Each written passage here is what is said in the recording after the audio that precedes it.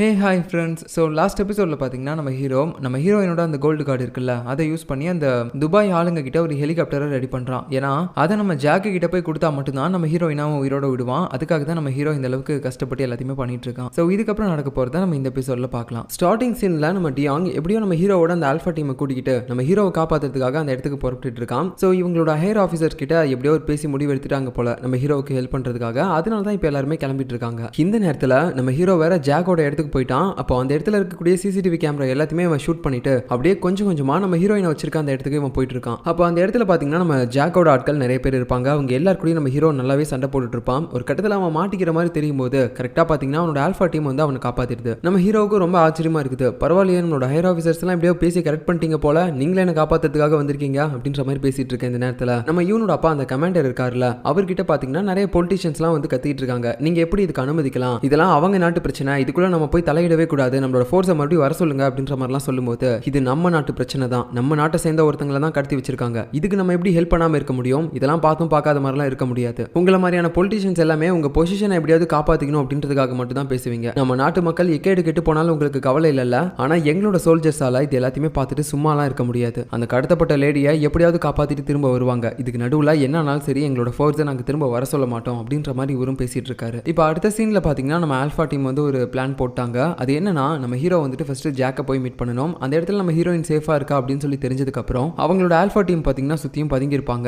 அதுக்கப்புறம் பாத்தீங்கன்னா அவங்களை ஷூட் பண்ணிட்டு நம்ம ஹீரோயினை காப்பாத்துவாங்க. ஸோ இதுதான் இவங்களோட பிளான். பட் இதுல பாத்தீங்கன்னா இப்போ ஒரு பெரிய ப்ராப்ளம் வந்துருச்சு. அது என்னன்னா நம்ம ஹீரோயினோட உடம்புல சில பாம் எல்லாத்தையுமே ஃபிக்ஸ் பண்ணிருக்காங்க. ஸோ இவங்க ஏதோ ஒன்று அவசரப்பட்டு பண்ண போயிட்டு அது அவளோட உடம்புல இருந்து வெடிச்சிருச்சுன்னா அதனால பாத்தீங்கன்னா நம்ம ஹீரோவும் வாக்கி டாக்கில எல்லாத்துக்குமே இன்ஃபார்ம் பண்றான், யாருமே இப்போ ஷூட் பண்ணாதீங்க, எல்லாருமே சைலண்டா இருங்க, இப்போதைக்கு இந்த விஷயத்த நானே ஹேண்டில் பண்ணிக்கிறேன் அப்படின்ற மாதிரி சொல்றான். அது மட்டும் இல்லாம இப்போ நம்ம ஹீரோ பாத்தீங்கன்னா ஜாக் மேல கொலகான்ல இருக்கான். ஏன்னா ஹீரோயினா அவன் அடிச்சிருப்பான் போல, அதனால அவளோட கண்ணத்தெல்லாம் காயமா இருக்குது. ஸோ அது மட்டும் இல்லாம இப்போ அந்த பாம் எப்படி வெடிக்கும் அப்படின்னு பாத்தீங்கன்னா ஜாக்கோட கையில தான் அந்த ட்ரிகரை வச்சிருக்கான். சப்போஸ் இவங்க வந்து அவனை ஷூட் பண்ணும்போது அவன் அந்த ட்ரிகர்ல இருந்து கையை மட்டும் எடுத்துட்டானா நம்ம ஹீரோயின் கூட சேர்ந்து அந்த இடத்துல எல்லாருமே வெடிச்சு சேர்த்துருவாங்க. ஸோ என்ன பண்றதுன்னே தெரியாம நம்ம ஹீரோ ஒரு மாதிரி பதற்றத்தில் இருக்கும்போது நம்ம ஹீரோயின் அந்த பாம் வேஸ்ட்டை போட்டிருக்கால, அதுல பாத்தீங்கன்னா சைட்ல ஒரு லைட் எரியிற மாதிரி இருக்குது. ஸோ அதை பார்க்கும்போது நம்ம ஹீரோ ஒரு விஷயத்தை கண்டுபிடிக்கிறான். அது என்னன்னா ஜாக் அவனோட கையில வச்சிருக்க அந்த ட்ரிகருக்கும் இந்த பாமுக்கும் அதுதான் கனெக்ஷன். ஸோ ஃபர்ஸ்ட் நம்ம அப்படியாவது அதை டிஃப்யூஸ் பண்ணணும் அப்படின்ட்டு டக்குன்னு இவன் பாட்டுக்கு யோசிக்காம அந்த கிரீன் லைட்டை பார்த்து ஷூட் பண்ண ஆரம்பிச்சிட்டான். ஸோ இதனால இப்போ அந்த கனெக்ஷன் பார்த்தீங்கன்னா உடஞ்சிருச்சு. அந்த ஜாக்கோட கையில் வச்சிருக்க அந்த ட்ரிகருக்கும் இந்த பாம்புக்கும் இப்போ சம்மந்தம் கிடையாது. ஸோ அப்படி இருக்கும்போது அவன் அந்த ட்ரிகர்லேருந்து கையை எடுத்தா கூட இந்த பாம்பு வெடிக்காது. ஸோ இப்படி நம்ம ஹீரோ ஷூட் பண்ண உடனே பார்த்தீங்கன்னா சுற்றி நாலா பக்கமும் இருந்து நம்ம ஹீரோவோட ஆட்கள் அங்கே இருக்க எல்லாரையுமே போட்டு தள்ளிடுறாங்க. ஸோ எப்படியோ இந்த பெரிய சம்பவம் ஒரு முடிவுக்கு வந்துருச்சு. அதுக்கப்புறம் பார்த்தீங்கன்னா நம்ம ஹீரோயினோட ஷோல்டரில் ஷூட் பண்ணியிருப்பாங்கல்ல, அதனால அவளுக்கு ரத்தம் கூட வந்துட்டு இருக்கும். பட் இருந்தாலும் இப்போ வரைக்கும் அவளோட மாட்டிருக்க அந்த பாம்பு இருக்குல்ல, அதுல இருந்து செகண்ட்ஸ் ஓடிட்டு தான் இருக்குது. ஸோ அதை எப்படியாவது டிஃப்யூஸ் பண்ணணும் அப்படின்னு சொல்லிட்டு அங்கே இன்னொருத்தன் பார்த்தீங்கன்னா ஒரு எக்ஸ்பர்ட் இருப்பான், அந்த பாம்பு எல்லாத்தையுமே ரிமூவ் பண்ணுறவன். அவன் பார்த்தீங்கன்னா அங்கே இருக்கக்கூடிய ஒயர்ஸ் எல்லாத்தையுமே செக் பண்ணி பார்த்துட்டு இருக்கான். ஆனால் அங்கே நிறைய ஒயர்ஸ் இருக்கு, எதை கட் பண்ணி இந்த பாம்பை டிஃப்யூஸ் பண்ணணும். ஸோ அப்படி அவன் முழிச்சிட்டு இருக்கும்போது நம்ம ஹீரோயினும் பயத்தில் இருப்பா. இதை பார்த்துட்டு நம்ம ஹீரோ தான் கொஞ்சம் அவளுக்கு சமாதானப்படுத்தி பேசிட்டு இருக்கான். ஏய் சி, உனக்கு என்னாச்சு இப்போ, ஏன் இவ்வளோ பயந்துட்டு இருக்க, உனக்குலாம் அந்த மாதிரி எதுவுமே ஆக விட மாட்டேன் அப்படின்ற மாதிரி அவன் ஆறுதலாக பேசிட்டு இருக்கும்போது ஒரு கட்டத்துக்கு மேலே அந்த பாம்பு டிஃப்யூஸ் பண்ணுறவன் என்ன சொல்றானா, இதை இப்போ சரி பண்ண முடியுன்ற மாதிரி தெரியல, அதனால இதை கழட்டிடலாம் அப்படின்னு சொல்லிட்டு டக்குன்னு பார்த்தீங்கன்னா அந்த வெஸ்ட்டை கழட்டி அப்படியே அங்கிருந்து தூக்கி போட்டுறான். அப்புறம் அந்த பாம்பும் பிளாஸ்ட் ஆகுது. ஸோ எப்படியோ எல்லாமே முடிஞ்சிச்சு அப்படின்னு நினைச்சிட்டு இருக்கும்போது அந்த ஜாக் இருக்கான்ல, அந்த பைத்தியக்காரன் இப்போ வரைக்கும் உயிரோடு தான் இருக்கான். அப்போ அவன் பக்கத்தில் இருக்க அந்த கன்னை எடுத்து நம்ம ஹீரோயினை ஷூட் பண்ணும்போது உடனே அந்த புல்லட்டை நம்ம ஹீரோ வாங்கிக்கிறான். ஸோ அகைன் இவன் ஷூட் பண்ண வரும்போது தூரமா இருக்க நம்ம டியாங் எப்படியோ அவனை டிஸ்ட்ராக்ட் பண்ணிடுறான் ஷூட் பண்ணி. இதனால அவன் ஒளிஞ்சிட்டு இருக்க அந்த நேரமா பார்த்து நம்ம ஹீரோயினோட கண்ணை பொத்திட்டு இது எதுவுமே பார்க்காத அப்படின்னு சொல்லிட்டு அவனோட பிஸ்டல் எடுத்து அந்த ஜாக்கை போட்டு தள்ளிடுறான். ஸோ எப்படியோ இந்த மிஷினை சக்ஸஸ்ஃபுல்லாக இவங்க முடிச்சிட்டாங்க. நம்ம ஹீரோயினுக்கு எந்த வித ப்ராப்ளமும் ஆகாம அவளை காப்பாத்திட்டாங்க. ஸோ இதை பத்தி அப்புறம் நம்ம கமாண்டருக்கு இன்ஃபார்ம் பண்றாங்க. அவரும் அதை கேட்டுட்டு ஓகே, நீங்க உங்களோட மிஷனை நல்லபடியா முடிச்சிட்டீங்க, இதுக்கப்புறம் உங்களோட உடம்ப பாத்துக்கோங்க அப்படின்ற மாதிரி சொல்லிட்டு அவர் பேசி முடிக்கும் போது கரெக்டா பாத்தீங்கன்னா இந்த இடத்துக்கு இந்த கொரியாவோட பிரசிடென்ட் வராரு. ஸோ அந்த நேரம் பார்த்து அவர்கிட்ட இதுக்கு முன்னாடி நம்ம கமாண்டரை பேசிட்டு இருந்திருப்பான்ல ஒரு பொலிட்டிஷியன், அவன் வந்து ஒரு மாதிரி போட்டு கொடுக்குற மாதிரி பேசிட்டு இருக்கான், நம்ம சொன்னதையும் மீறி இவங்க வந்து இந்த மிஷன் நடத்திருக்காங்க அப்படின்ற மாதிரிலாம் சொல்லும்போது என்ன பெரிய ரூல்ஸ், நம்ம இது எல்லாத்தையுமே வச்சு வாழ்ந்துட்டு இருக்கிறதே நம்மளோட நாட்டு மக்களை பாதுகாக்கணும் அப்படின்றதுக்காக தானே, அதுதான் அவங்களும் பண்ணியிருக்காங்க, இதுக்கெல்லாம் எதுக்கு நம்ம போயிட்டு நம்ம ஆளுங்க கூட சண்டை போட்டுட்டு இருக்கணும், அதெல்லாம் ஒன்றும் பிரச்சனை இல்லை, நீங்க கரெக்டாக தான் பண்ணியிருக்கீங்க அப்படின்ற மாதிரி அவரும் நம்ம கமாண்டருக்கு சப்போர்ட் பண்ணி தான் பேசுறாரு. ஸோ இப்போ நம்ம ஆளுங்க எல்லாருமே பார்த்தீங்கன்னா அவங்களோட கேம்புக்கே வந்துட்டாங்க. நம்ம ஹீரோயினுக்கு வந்தோடனே அவளோட ஷோல்டரில் அடிபட்டிருக்க அந்த காயத்துக்கு வந்து எல்லாருமே மருந்து போட்டுட்டு இருக்காங்க. அதுக்கப்புறம் நம்ம ஹீரோவோட காயத்துக்கும். ஸோ இப்போ அடுத்த நாள் பார்த்தீங்கன்னா நம்ம ஹீரோ எதுவுமே நடக்காத மாதிரி வந்து ஹீரோயின்ட்ட பேசிட்டு இருப்பான். ஆனால் ஹீரோயினால் அதை பார்த்துட்டு சும்மா இருக்க முடியல. எப்படி உங்களால் மட்டும் இந்த மாதிரி இருக்க முடியுது, இது வரைக்கும் இந்த மாதிரி தான் நீங்கள் நிறைய பிரச்சனையில் போய் மாட்டிருக்கீங்க, ஆனால் அது எதுக்குமே நீங்கள் இப்போ வரைக்கும் ப்ராப்பராக என்கிட்ட ஒரு எக்ஸ்பிளனேஷனே கொடுத்தது கிடையாது, ஏன் இவ்வளோ ரிஸ்க் எடுக்கிறீங்க, இல்லை அவ்வளோ ரிஸ்க் எடுக்கிற மிஷினை பண்ணி தான் ஆகணுமா, இது எதுவுமே நீங்க என்கிட்ட சொன்னதே கிடையாது, எல்லாத்தையுமே மூடி மறைச்சிட்டு தான் இருக்கீங்க, எனக்கு நீங்க இந்த மாதிரி பண்ணும்போது தான் உங்க மேல இன்னும் அதிகமா பயம் வருது, ஒரு கட்டத்துல நீங்க திரும்பி வரமாட்டீங்களோ அப்படின்ற மாதிரி இவர் ரொம்ப ஃபீல் பண்ணி எல்லாம் பேசும்போது ஹீரோவும் எதுவுமே பேச முடியாம இருப்பான். அதுக்கப்புறம் பாத்தீங்கன்னா நம்ம ஹீரோயின் இப்படி கோவமா திட்டிட்டு அங்கிருந்து போயிருவா. ஸோ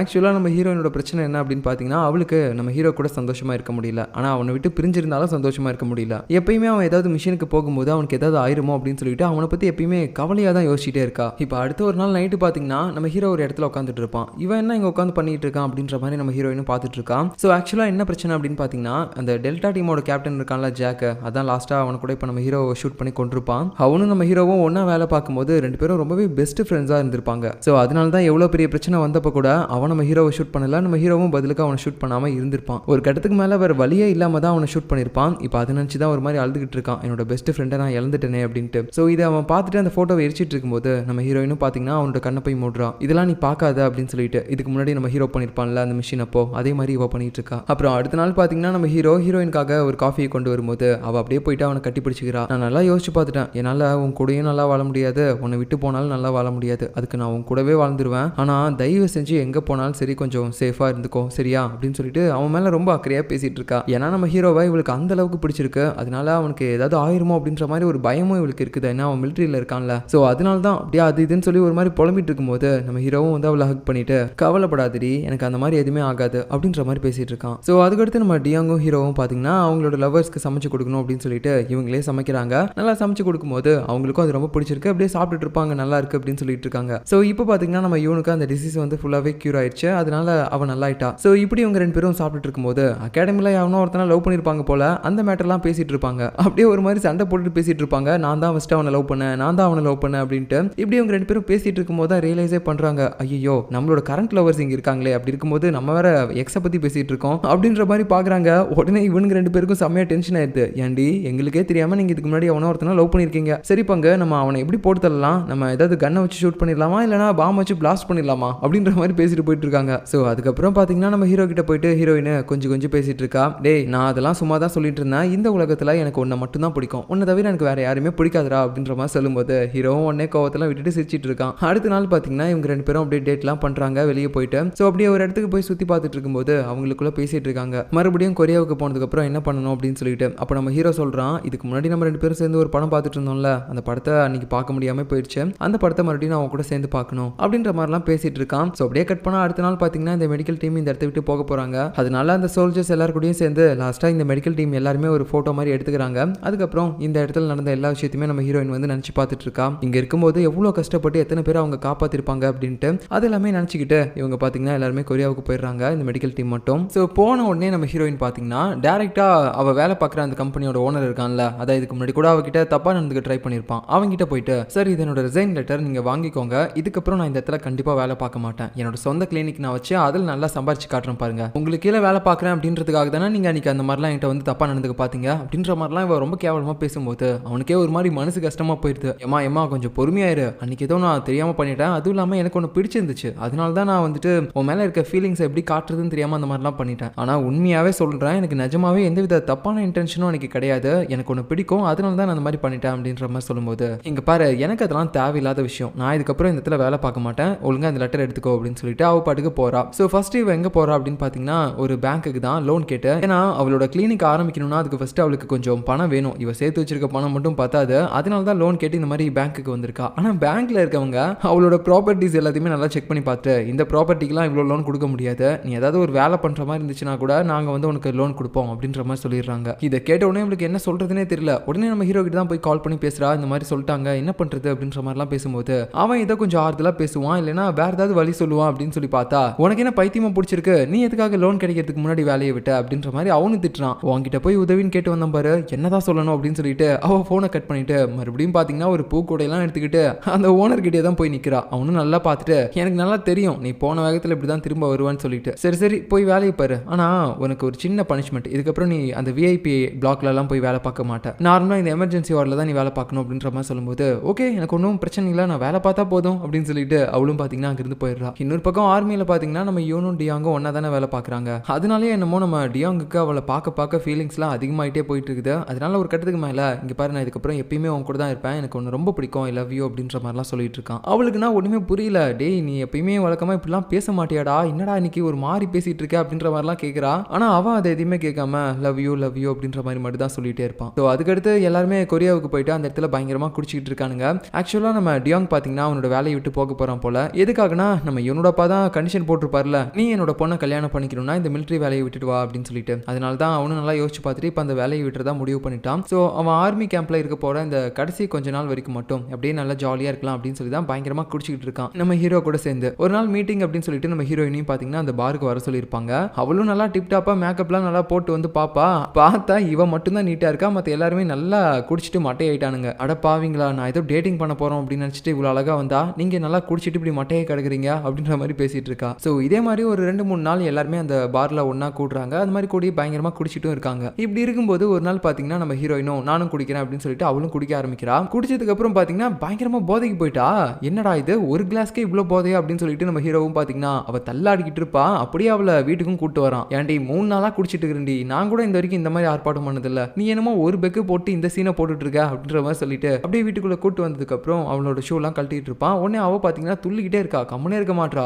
இது யார் வீடுன்னு தெரியல, வா வா ஓடி போயிடலாம் அப்படின்னு சொல்லிட்டு அவ பாட்டுக்கு அப்படியே சோஃபாலாம் ஏறி குதிச்சுட்டு இருக்கிறா. ஒரு மாதிரி பைத்தியம் மட்டுமே பண்ணிட்டு இருக்கா. அந்த நேரம்னு பார்த்து இவங்க மட்டும் இல்லாம வேற யாரோ ஒருத்தங்க இந்த வீட்டுக்குள்ள வர மாதிரி சத்தம் கேட்குது. உடனே நம்ம ஹீரோவும் அவன் கையில இருக்க அந்த ஸ்கார்ஃபை பார்த்தீங்கன்னா நல்லா கட்டியா எடுத்துக்கிட்டு அப்படியே போறான். எவன் இருந்தாலும் சரி அவனோட கழுத்தை இதில் போட்டு கவர் பண்ணி இழுத்து முடிச்சிடணும் அப்படின்னு சொல்லிட்டு. பட் அந்த இடத்துக்கு போய் பார்க்கும்போது தான் தெரியுது அது நம்ம ஹீரோயினோட அம்மா. ஸோ ஆக்சுவலாக இப்போ நம்ம ஹீரோ அவளோட வீட்டுக்கு தான் அவளை கூட்டு வந்திருக்கான் போல. இது தெரியாம நம்ம ஹீரோயினும் இது யார் வீடுனே தெரியல அப்படின்னு சொல்லிட்டு லூஸ் மாதிரி வளரிட்டு இருந்திருப்பா. ஒரு கட்டத்துக்கு மேல நீ யாருப்பா, இவன் என்ன இப்படி இருக்கா அப்படின்ற மாதிரிலாம் அவங்க கேட்கும்போது இவனும் எல்லாத்தையுமே சொல்றான். இந்த மாதிரி நான் ஆர்மியில் இருக்கமா, எனக்கு வந்து உங்க பொண்ணை பிடிக்கும், நான் வந்து அவளோட பாய் ஃப்ரெண்ட், கொஞ்ச நாளா நாங்கள் 2 பேருமே டேட்டிங் பண்ணிட்டு இருக்கோம் அப்படின்ற மாதிரி எல்லாத்தையுமே சொல்லும்போது அவங்களும் பார்த்தீங்கன்னா இது எல்லாத்தையுமே கேட்டுட்டு சிரிச்சிட்டு இருக்காங்க. என் பொண்ணு லவ் பண்ணுவா அப்படின்னு சொல்லி நான் கனவுல கூட நினச்சி பார்த்தது இல்லை. அப்படி இருக்கும்போது உன்ன மாதிரி ஒரு அழகான பாய் ஃப்ரெண்டை இப்போ லவ் பண்ணிட்டு இருக்கா அப்படின்னு நினைக்கும் போது கொஞ்சம் ஆச்சரியமா தான் இருக்குது அப்படின்ற மாதிரி அவங்களும் பேசிட்டு இருக்காங்க. அப்போ கூட நம்ம ஹீரோயினுக்கு இப்போ வரைக்கும் போதையே தெரியல, அவளோட அம்மா தான் பக்கத்தில் இருக்காங்க அப்படின்னு தெரியாம இந்த ஆன்ட்டி யாரு அப்படின்ற மாதிரிலாம் கேட்டுட்டு இருக்கா. இப்போ அப்படியே கட் பண்ணா அடுத்த நாள் பார்த்தீங்கன்னா நம்ம ஹீரோயினை ஒரு ரெஸ்டாரண்ட்ல வந்து மீட் பண்றான். அப்போ அந்த நேரத்தில் நம்ம ஹீரோவும் கேட்குறான், என்னடி குடிகாரி, அவனுக்கு போதை பேவது தெரிஞ்சிச்சா இல்லையா? நான் எங்க போதையில இருந்தேன், நீ தான் அதிகமாக குடிச்சு போதையில இருந்தா, நானா இல்லையே அப்படின்ற மாதிரி சொல்லும்போது சரி உன் அம்மா என்ன சொன்னாங்க என்ன பத்தி அப்படின்னு கேட்கும்போது இது என் அம்மா உன்னை பார்த்தாங்களா, இது எப்போ நடந்துச்சு அப்படின்ற மாதிரி கேட்குறா. சரி ஓகே, அப்படின்னா நேற்று என்ன நடந்துச்சு அப்படின்றத உங்ககிட்ட எவ்வளோ கேட்டாலும் உனக்கு சத்தியமா ஞாபகம் இருக்காது அப்படின்ற மாதிரி 2 பேர் சிரிச்சு பேசிட்டு இருக்கும்போது நம்ம ஹீரோக்கு வந்து அவனோட மேல் இடத்துல இருந்து கால் வருது. ஸோ அதில் ஒரு முக்கியமான ஏதோ ஒரு மீட்டிங் இருக்கு, அதுக்கு நீங்க உடனே வரணும் அப்படின்னு சொல்லி அவனை கூப்பிடுறாங்க.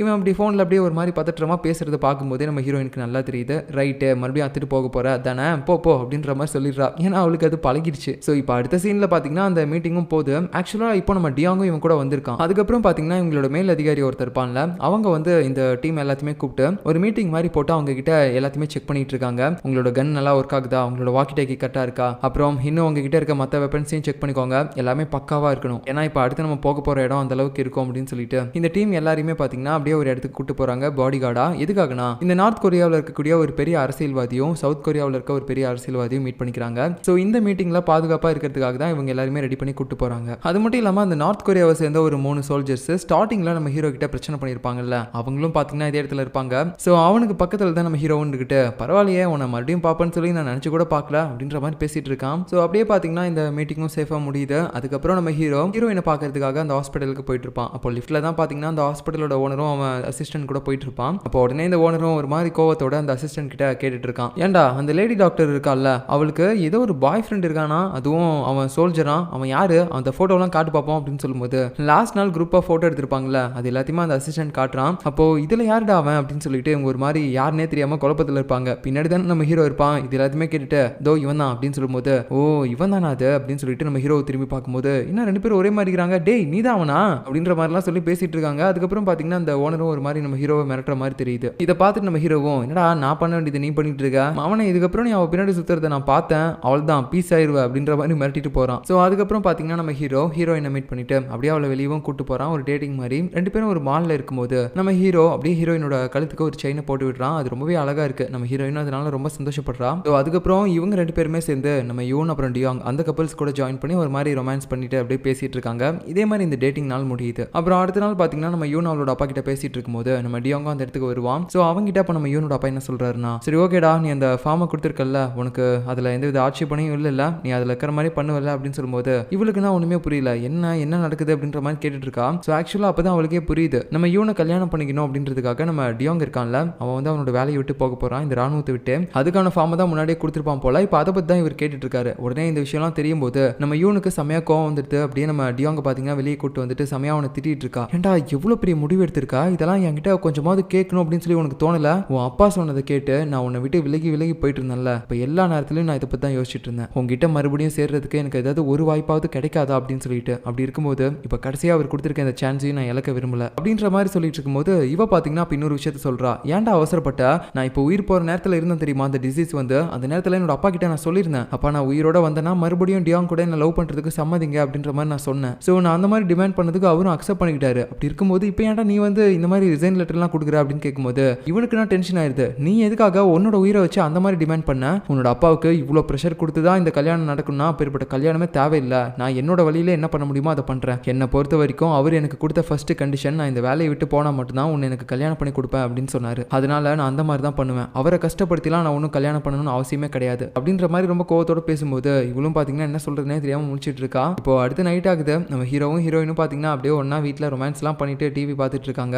ஸோ அப்படியே இந்த நாள் முடியும் போது இப்போ அடுத்த நாள் பாத்தீங்கன்னா மறுபடியும் அந்த மீட்டிங்காக ஒரு பாடி கார்டு மாதிரி இவங்க எல்லாருமே போறாங்க நம்ம ஹீரோவோட டீம். ஸோ அந்த நேரத்தில் பார்க்கிங்ல நம்ம ஹீரோவும் டியோங் ரெண்டு பேசிட்டு இருப்பாங்க. அப்போ இவங்களை பார்த்த மாதிரி வேகமா அந்த சோல்ஜர் இருக்கான்ல நார்த் கொரியாவை சேர்ந்தவன், அப்படியே அவன் வேகமா இவங்க கிட்ட நடந்து வந்துட்டு இருக்கான். இப்போ அப்படியே கட் பண்ணா அடுத்த சீன்ல ஹாஸ்பிட்டல்ல இந்த நார்த் கொரியன் சோல்ஜர் இருக்கான்ல நம்ம ஹீரோ கிட்ட வந்தவன், அவன் அப்படியே ரத்த வெள்ளத்துல ஆம்புலன்ஸ்ல இருந்து இறக்குறாங்க. ஸோ என்ன அந்த இடத்துல நடந்துச்சுன்னே தெரியல. அது மட்டும் இல்லாம இப்போ இன்னொரு ஆம்புலன்ஸும் அந்த இடத்துக்கு வருது, இன்னொரு பேஷண்ட்டும் இருக்காங்க அப்படின்ற மாதிரி சொல்லும்போது நம்ம ஹீரோயினும் உடனே அந்த பேஷண்ட்டை போய் பார்க்கலான்னு போறா. ஸோ அந்த பேஷண்ட் வேற யாரும் கிடையாது, நம்ம ஹீரோ தான். அவனும் அதே மாதிரி ரத்த வெள்ளத்துல இருக்கான். இவளுக்குன்னா ஒண்ணுமே புரியல, அப்படியே ஒரு மாதிரி ஷாக் ஆகி பார்த்துட்டு இருக்கா. ஸோ இதோட இந்த எபிசோட் முடியுது. மறுபடியும் நான் உங்களை அடுத்த எபிசோட்ல பார்க்குறேன். பாய்.